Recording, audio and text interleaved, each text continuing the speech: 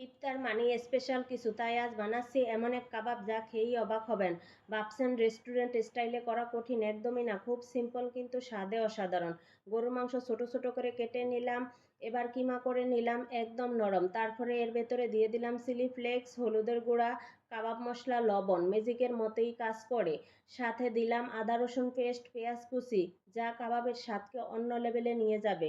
সব উপকরণ মাখিয়ে নিলাম একসাথে, কিন্তু কাবাব শুধু মশলা দিলেই হবে না, সেটাকে পারফেক্ট বানাতে চাইলে লাগবে একটা ব্রাইন্ডার। তাই দিলাম একটু ময়দা আর একটা ডিম, যা কাবাবকে দেবে সুন্দর টেক্সচার।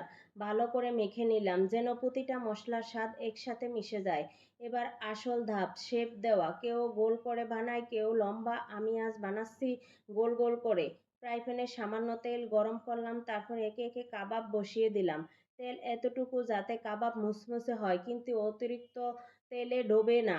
একসাথে লালচে করে পিট ও পিট করে দিলাম। কাবাবের রং এখন ঠিক রেস্টুরেন্টের মতো। ধীরে ধীরে রান্না হতে থাকলো আর গন্ধে পুরো রান্নাঘর ভরে গেল। কাবাবগুলো যখন একদম পারফেক্ট ভাজা হয়ে গেল, তুলে নিলাম প্লেটে। এখন যদি বলেন কি দিয়ে খাবো, তাহলে বলবো একদিকে গরম নান, সাথে একটু পুদিনা চাটনি, ব্যাস ইফতার জমে যাবে। তাহলে ইফতারে এই টার্কিশ তাওয়া কাবাব থাকছে তো কমেন্টে জানাবেন, আর ভালো লাগলে শেয়ার করে রাখুন যেন অন্যরাও সহজেই বানাতে পারে।